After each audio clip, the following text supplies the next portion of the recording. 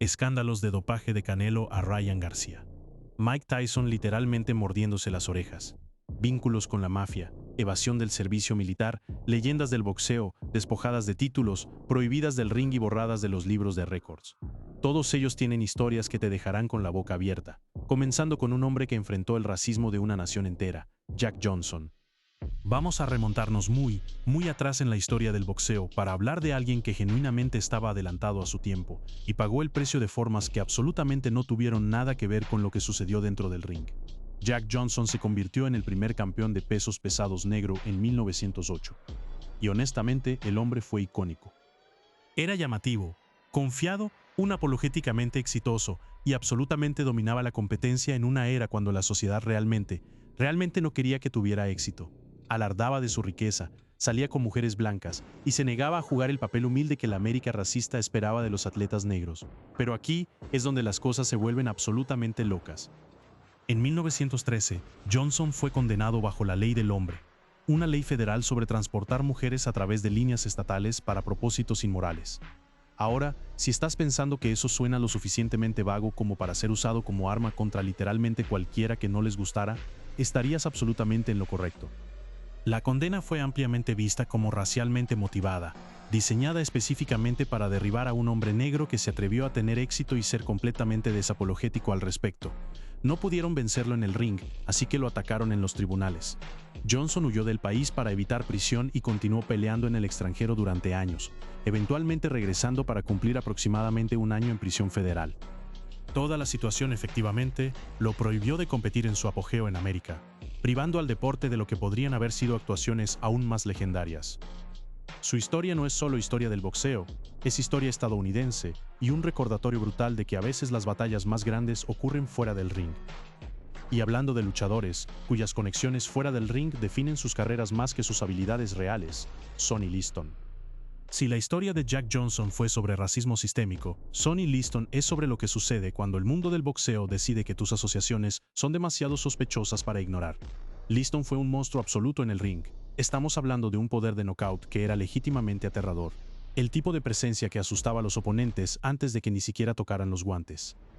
El hombre se convirtió en un campeón de pesos pesados bicampeón y fue considerado prácticamente invencible durante su apogeo.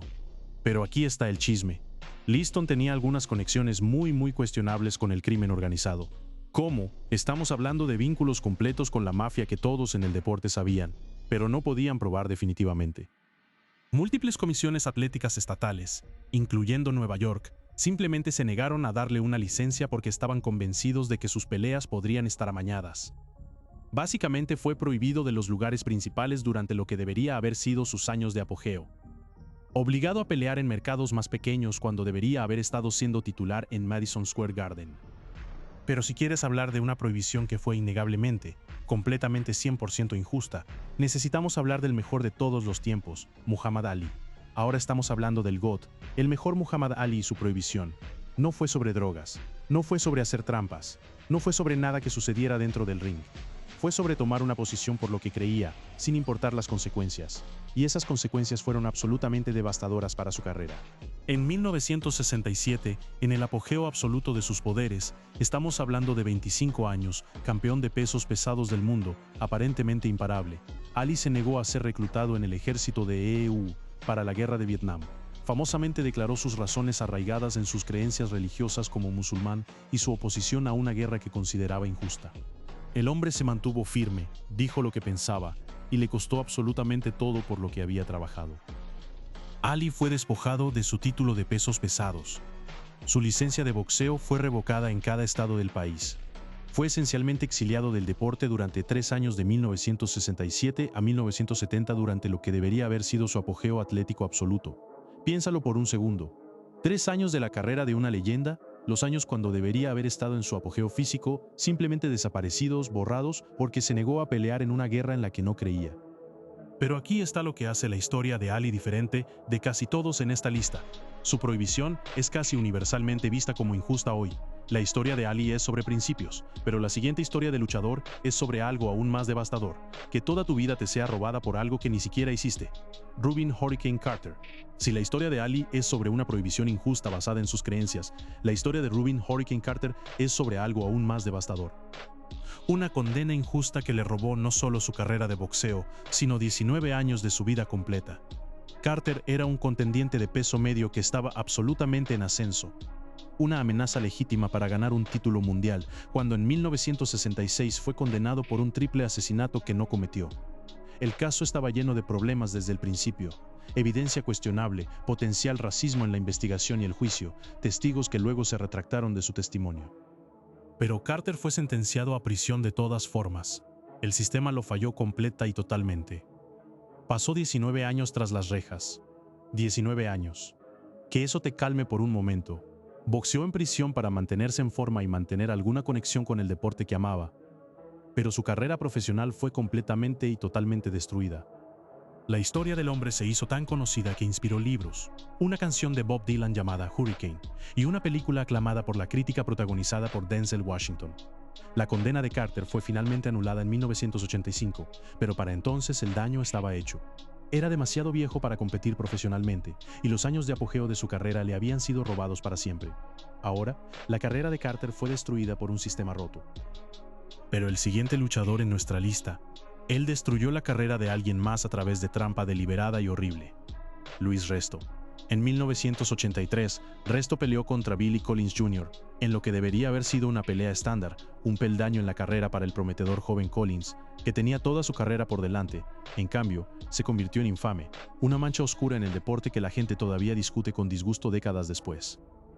El entrenador de Resto, Panamá Luis, había removido el acolchado de sus guantes, esencialmente convirtiéndolos en armas. El resultado, Collins sufrió daño permanente en su cara y ojos.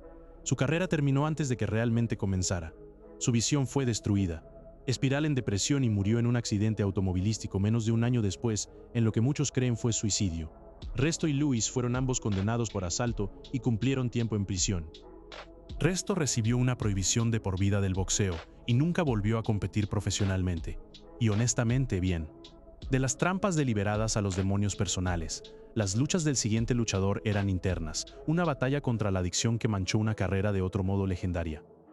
Pernell Whitaker, Pernell Sweet Pea Whitaker fue genuinamente uno de los mejores boxeadores defensivos que jamás se haya puesto guantes.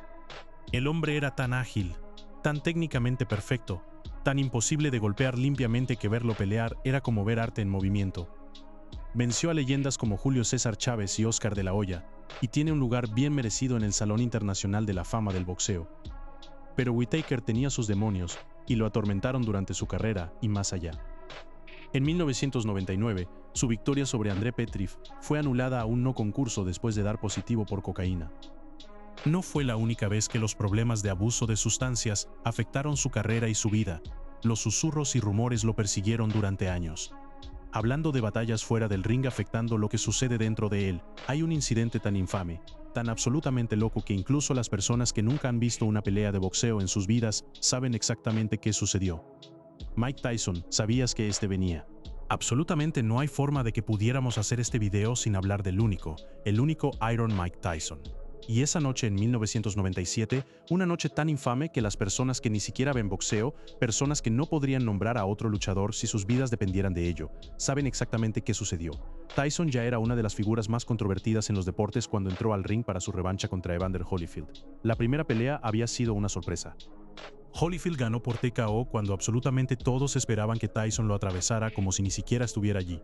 Tyson quería venganza muy badly. Sintió que Holyfield había estado usando tácticas sucias como cabezazos durante toda la pelea y estaba frustrado más allá de toda creencia. Lo que sucedió en cambio se convirtió en uno de los momentos más locos, más reproducidos en la historia de los deportes. En el tercer round, Tyson mordió la oreja de Holyfield. No una vez, sino dos. Literalmente mordió un trozo de la oreja del hombre y lo escupió en la lona como si nada, como si fuera solo otro día en la oficina. El árbitro inicialmente continuó la pelea después de una deducción de puntos, pero cuando Tyson volvió por segundos, eso fue. La pelea fue detenida. El caos estalló en el ring con personas corriendo desde todas direcciones. Toda la arena perdió la cabeza. Tyson fue multado con $3 millones y se le revocó su licencia de boxeo durante 15 meses por la Comisión Atlética Estatal de Nevada. Su reputación, que ya era increíblemente complicada dados sus problemas legales anteriores, sufrió otro golpe masivo. Los medios de comunicación se divirtieron durante semanas y Tyson se convirtió en un chiste, un meme antes de que los memes ni siquiera existieran. La gente genuinamente se preguntaba si su carrera había terminado para siempre. Pero aquí está lo loco de Tyson. Realmente volvió. Consiguió que se reinstalara su licencia, peleó varias veces más, incluyendo un combate contra Lennox Lewis, y eventualmente hizo la transición a esta figura cultural amada, a la que a todos parece gustarles genuinamente ahora. Su podcast es masivo, sus apariciones en películas siempre son entretenidas, y se ha convertido en este estadista mayor del deporte que puede reír sobre su pasado. Su arco de redención es honestamente bastante increíble, pero nunca olvidaremos ese momento de caos absoluto. Algunas imágenes simplemente se graban en la historia de los deportes para siempre. Los problemas de Tyson fueron sobre la ira y el control de impulsos, pero la siguiente ola de boxeadores prohibidos quedó atrapada en algo completamente diferente: drogas que mejoran el rendimiento. James Toney. James Toney fue un campeón legítimo de múltiples divisiones. El hombre tenía manos. Tenía habilidades. Tenía el tipo de boxeo IQ que lo hacía peligroso en cualquier categoría de peso. Recopiló cinturones en múltiples divisiones y fue considerado uno de los mejores boxeadores libra por libra de su era. Pero su legado se complicó seriamente cuando los resultados de las pruebas de drogas regresaron después de una de sus mayores victorias. En 2005, Toney venció a John Ruiz por el título de peso pesado de la WBA. Debería haber sido un momento que definiría su carrera, el logro de la corona de una carrera del Salón de la Fama. En cambio, se convirtió en un cuento de advertencia. Toney dio positivo por nandrolona, un esteroide anabólico, y el resultado, la victoria, fue anulada a un no concurso. El título fue despojado y su reputación sufrió un golpe importante del cual nunca se recuperó completamente. Toney luego intentó su mano en MMA, lo cual no salió muy bien honestamente.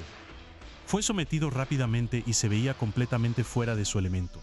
El legado de boxeo de Toney sigue siendo impresionante, pero esa prueba de drogas fallida siempre será parte de la conversación cada vez que se mencione su nombre. Aún así, la prueba positiva de Toney fue mala, pero al menos fue solo una sustancia. El siguiente luchador quedó atrapado en un escándalo que sacudió el mundo deportivo completo. Shane Mosley. Shane Sugar Mosley fue uno de los luchadores más emocionantes de su era. El tipo de boxeador que podía agotar las arenas y ofrecer actuaciones espectaculares cada vez. Campeón de 3 divisiones, Salón de la Fama, victorias sobre leyendas como Oscar de la Hoya y Antonio Margarito. El currículo del hombre está absolutamente lleno de victorias contra élites. Pero entonces sucedió el escándalo de Balco y todo se volvió realmente desordenado. Balco, si no lo sabes, fue este laboratorio que suministraba drogas que mejoran el rendimiento a un montón de atletas en múltiples deportes, jugadores de béisbol, estrellas del atletismo, jugadores de fútbol, ya sabes. Cuando la investigación federal se realizó y los nombres comenzaron a salir, Mosley admitió que había usado EPO y esteroides antes de su revancha de 2003 contra De La Hoya. Afirmó que no sabía qué estaba tomando, que se lo dio su entrenador sin su comprensión completa de lo que realmente era. Pero el daño estaba hecho. La admisión estaba ahí para que todos la vieran. Aquí está la parte loca. Mosley nunca recibió realmente una prohibición formal porque no falló ninguna prueba de drogas en el momento de su pelea. Las sustancias estaban fuera de su sistema la noche de la pelea o el examen simplemente no era lo suficientemente sofisticado para detectar lo que estaba usando. Pero la admisión cambió para siempre la forma en que la gente ve su legado. Mosley admitió usar y evitó el castigo formal. Pero el siguiente luchador fue atrapado con las manos en la masa y vio cómo su prometedora carrera comenzaba a desmoronarse. Fernando Vargas. Se suponía que era el futuro del boxeo. Joven, talentoso, emocionante, carismático, tenía absolutamente todo a su favor y estaba siendo preparado como la próxima gran superestrella mexicano-estadounidense. Luego vino su pelea de 2002 contra Oscar de la Hoya, que perdió por TKO en una batalla competitiva, y luego vinieron los resultados de la prueba de drogas que lo cambiaron todo. Vargas dio positivo por esteroides anabólicos después de la pelea y fue suspendido por la Comisión Atlética Estatal de Nevada. Fue un golpe devastador para su reputación y su trayectoria profesional. Confirmación para sus críticos y desamparación para sus fans. Intentó volver, peleó algunas veces más, pero nunca fue quite el mismo luchador después. El hambre parecía diferente, la confianza sacudida. Lo que hace la historia de Vargas particularmente triste es que tenía tanto potencial. Podría haber sido uno de los luchadores que definieron su generación, una estrella de crossover que trascendió el deporte.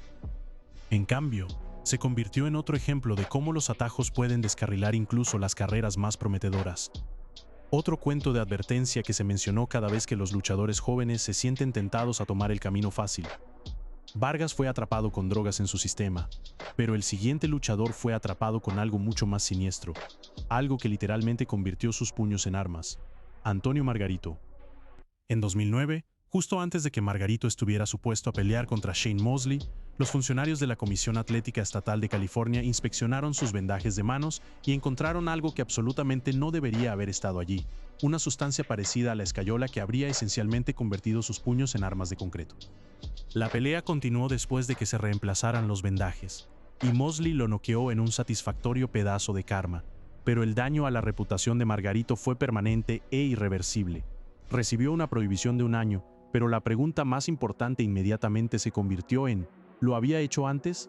Específicamente, la gente comenzó a preguntarse sobre su brutal victoria de 2008 sobre Miguel Cotto, donde infligió absolutamente daño horrible en la cara de Cotto.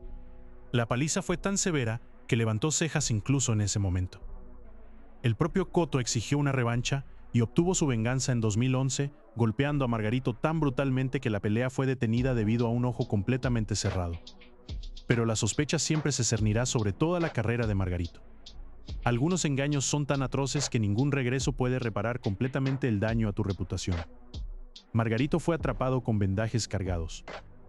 El siguiente luchador culpó algo mucho más común y mucho más controvertido como defensa: Erik Morales.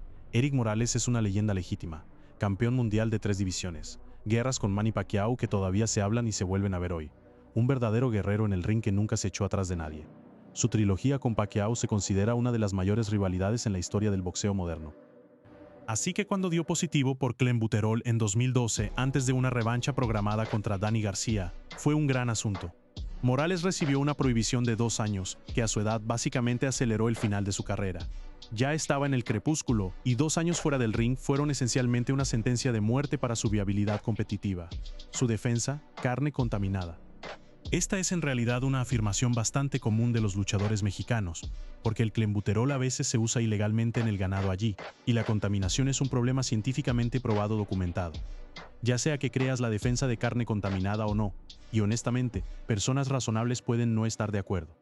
El legado de Morales permanece en gran medida intacto. Sus 3 peleas con Manny Pacquiao todavía se consideran algunas de las mayores batallas en la historia del boxeo. El tipo de guerras que definieron una era, pero la prohibición agregó un asterisco a su carrera tardía que probablemente no necesitaba estar allí. Morales culpó a la carne contaminada, una defensa que se volvería cada vez más común. Pero el siguiente luchador no pudo culpar a su comida. Solo siguió fallando pruebas una y otra vez: Antonio Tarver. Antonio Magic Man Tarver tuvo uno de los mayores momentos individuales en la historia del boxeo, cuando noqueó a Roy Jones Jr. y luego entregó esa línea icónica a las cámaras: ¿tienes alguna excusa esta noche, Roy? Fue un trash talk legendario en el momento perfecto, el tipo de clip que se reproduce para siempre, pero su carrera posterior fue plagada por pruebas de drogas fallidas que seriamente mancharon su reputación y legado. Tarver tuvo múltiples pruebas positivas durante los años 2000 para sustancias incluyendo esteroides anabólicos y testosterona sintética. Cada prueba positiva condujo a suspensiones y resultados anulados, creando un patrón de comportamiento que es realmente difícil de defender o explicar. Una vez es un error, 2 veces es sospechoso, múltiples veces es un patrón que habla por sí solo. Su derrota de Roy Jones Jr. será recordada para siempre.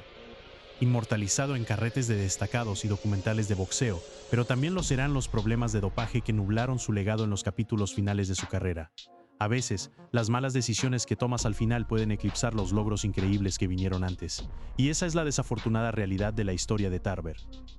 Tarver continuó fallando pruebas al final de su carrera. La siguiente prueba positiva del luchador le costó un campeonato que acababa de ganar: Gyer Jones.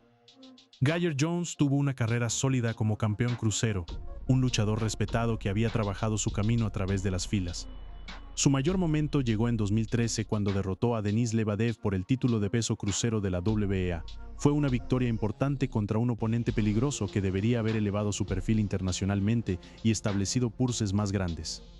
En su lugar, Jones dio positivo por furosemida, un diurético que puede ser usado para enmascarar otras sustancias en las pruebas de drogas. El resultado fue anulado a un no concurso, y Jones fue despojado del título que acababa de ganar. Todo por lo que había peleado en ese ring fue borrado con un único resultado de prueba.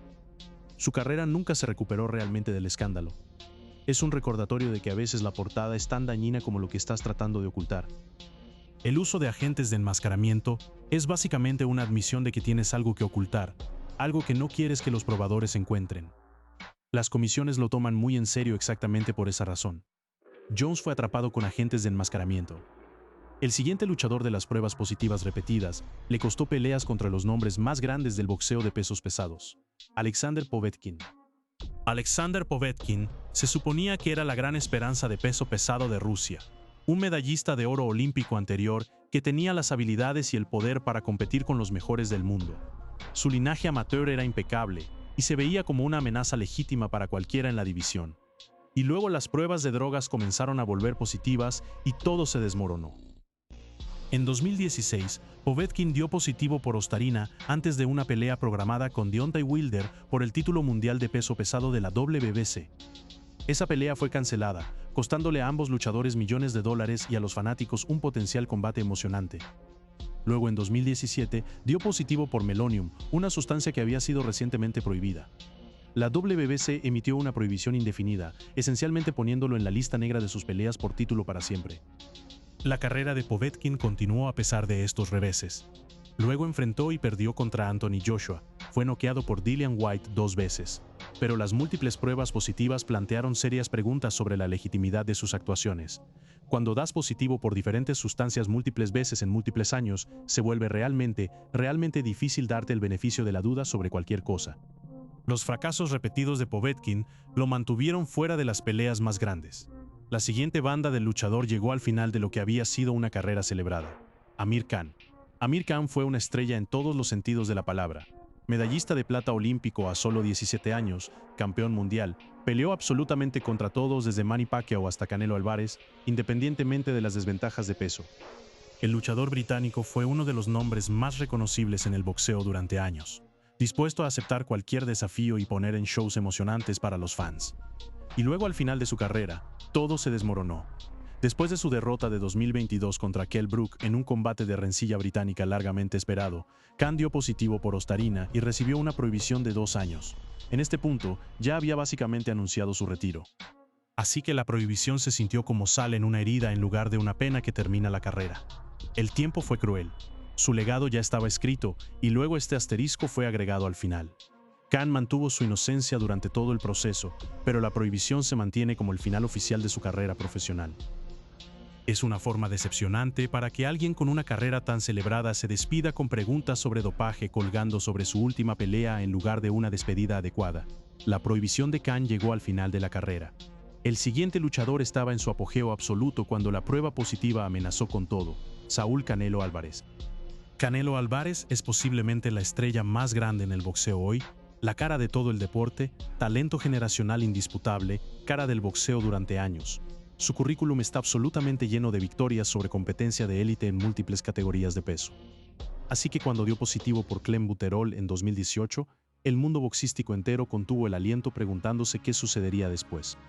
Canelo recibió una suspensión de 6 meses de la Comisión Atlética Estatal de Nevada, que forzó el aplazamiento de su revancha altamente anticipada contra Gennady Golovkin. La rivalidad de Jeje-Canelo se suponía que era lo más grande en el boxeo, la pelea que todos querían ver. Su defensa, carne contaminada. Ahora, aquí es donde se complica. El clenbuterol es en realidad un problema documentado en la producción de carne de res mexicana, donde a veces se usa ilegalmente para promover el crecimiento de musculatura magra en el ganado. Múltiples atletas en diferentes deportes han dado positivo por cantidades de rastreo después de comer carne en México. Dado que las cantidades encontradas en el sistema de Canelo eran consistentes con la contaminación en lugar del mejoramiento del rendimiento intencional, muchas personas aceptaron esta explicación. La suspensión corta y las actuaciones absolutamente dominantes de Canelo desde entonces sugieren que la mayoría del mundo boxístico ha seguido adelante. Se convirtió en campeón indiscutible de peso supermediano, limpiando una división completa, y continúa siendo uno de los atletas mejor pagados en todos los deportes. La prueba positiva siempre será parte de su historia. La suspensión de Canelo fue breve y su regreso dominante. La siguiente historia del luchador es uno de los arcos de redención más dramáticos en la historia reciente de los deportes: Tyson Fury. La historia de Tyson Fury es uno de los arcos de redención más dramáticos, más emocionales, más genuinamente inspiradores en la historia reciente de los deportes. Y honestamente, en la historia reciente de los deportes. El Gypsy King sorprendió al mundo entero en 2015 derrotando al campeón de larga trayectoria, Vladimir Klitschko, para convertirse en campeón unificado de pesos pesados. Se suponía que era el comienzo de una era dominante, la coronación de un nuevo rey, y luego todo se desmoronó completamente. Fury dio positivo por nandrolona en 2015, lo que inició una investigación. Pero la prueba de drogas fue casi secundaria a lo que estaba sucediendo en la vida personal de Fury. Admitió estar luchando con el uso de cocaína. Estaba lidiando con una depresión seria e incapacitante que lo hizo no querer levantarse de la cama. Se infló de peso en un momento, alcanzando reportadamente casi 400 libras. Estuvo fuera del ring durante casi 2 años. Y honestamente, mucha gente pensó que su carrera y posiblemente lo más importante, su vida, estaba en serio peligro. La prohibición fue eventualmente retroactiva, lo que significa que Fury cumplió su tiempo de suspensión retroactivamente mientras estaba lidiando con sus problemas personales. Pero la batalla real no era con ninguna comisión atlética, era con sus propios demonios. Fury ha sido increíblemente abierto sobre esta lucha, hablando públicamente sobre pensamientos suicidas y la oscuridad por la que pasó de formas que los atletas profesionales rara vez discuten. Lo que hace la historia de Fury notable es lo que sucedió después. Se limpió, se puso en forma a través del entrenamiento brutal, abordó su salud mental públicamente y se convirtió en un defensor de otros que luchan. Y regresó para derrotar a Deontay Wilder en una de las trilogías más anticipadas en memoria reciente. Esa primera pelea de regreso contra Wilder, donde Fury se levantó de 2 knockdowns que se veían absolutamente terminales, es uno de los momentos más dramáticos en la historia del boxeo. Su apertura sobre los problemas de salud mental lo ha hecho una figura amada.